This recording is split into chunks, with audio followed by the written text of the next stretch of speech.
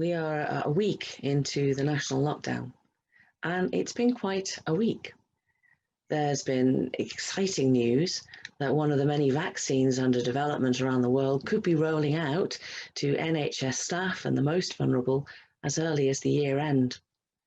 But at the same time, we've had news reports from hospitals around the country that reveal that the NHS and many staff are almost at breaking point in some areas. Meanwhile, in the US, a close-fought election has resulted in a new president-elect, but the nation remains fraught with tension and accusations and division. Though perhaps we are beginning to see the light at the end of the tunnel, the ongoing reality for many people is confusion, anxiety, and struggle. And as Christmas draws closer, without any clear indication of what the situation might be, about being able to spend time with friends and close relatives, there are a lot of people still trying to process everything that's going on. A lot of mixed emotions and a whole host of different opinions as to what we should and shouldn't be doing. When we're in distress, it's important to be able to take a step back and see where we're going, to be able to turn with confidence to the one who ultimately is in control of all things. So let me read to you Psalm 4. Answer me when I call to you, my gracious God. Give me relief from my distress. Have mercy on me and hear my prayer. How long will you people turn my glory into shame? How long will you love delusions and seek false gods? Know that the Lord has set apart his faithful servant for himself. The Lord hears when I call to him. Tremble and do not sin. When you're on your beds, search your hearts and be silent. Offer the sacrifices of the righteous and trust in the Lord. Many, Lord, are asking, who will bring us prosperity? Let the light of your face shine on us. Fill my heart with joy when their grain and new wine abound. In peace I will lie down and sleep. For you alone, Lord, make me dwell in safety. Now, as the writer of this psalm knows, there is one place we can always go when answers are far from us. One place we can turn to when we're in distress, and that is to the God who made us. And so our psalmist cries out, give me relief from my distress, have mercy on me and hear my cry, my prayer. Now it seems there's no shortage of advice and criticism flying at the psalmist from every direction.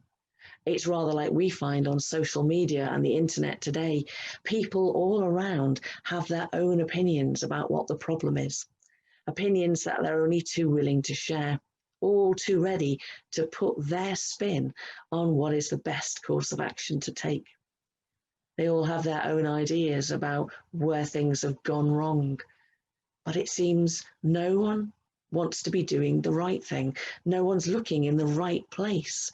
As we hear in verse 2, how long will you love delusions and seek false gods?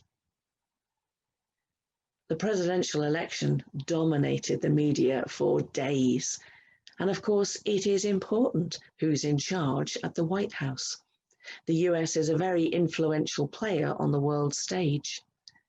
But a new man in the Oval Office isn't going to make COVID-19 go away or right the wrongs of the world. The vaccine is extremely good news, not just for one nation, but for many. And it's a real answer to prayer.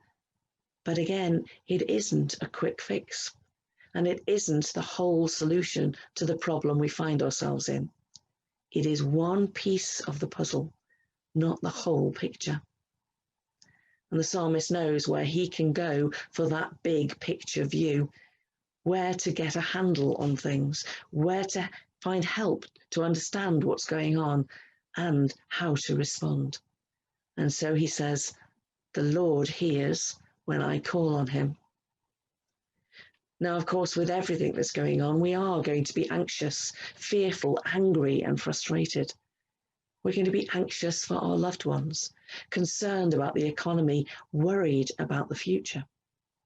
As we heard right at the beginning of the psalm, the writer acknowledges that these same fears and anxieties are in himself.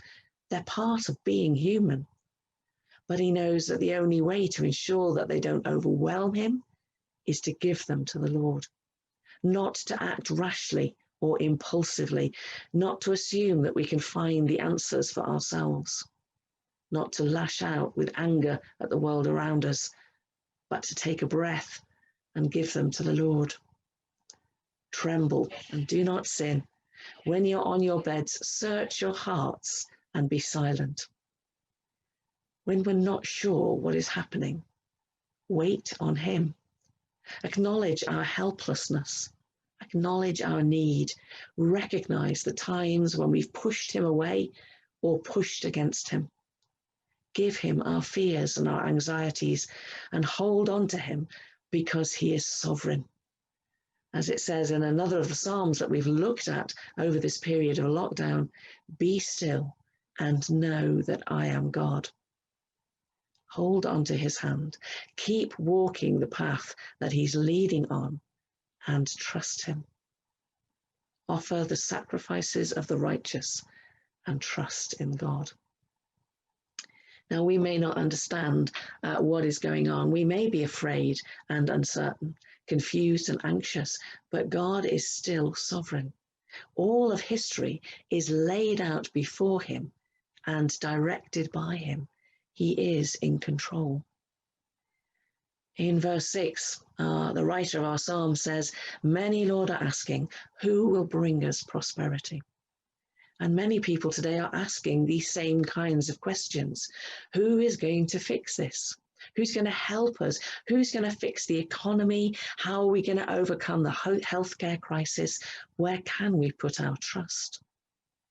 And we look to scientists and politicians and economists. And of course, they all have their part to play. And we bless God for the skills that he has given them. But unless the Lord builds the house, those who build it labor in vain. So we need to be praying for our nation as the psalmist does. Let the light of your face shine on us, because God ultimately is the greatest and the surest hope we have. As the psalm draws to a close, we are reminded that our joy should be not in the things of this world, because these are fleeting. They simply don't last. They can be taken away or lost to us so easily. But God is our portion, our joy, our delight.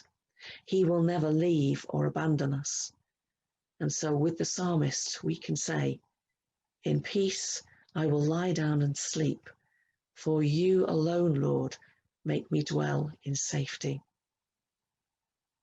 So my prayer is that when we are in distress, as so many of us are at this time, we will know that peace that only God can provide. God bless you.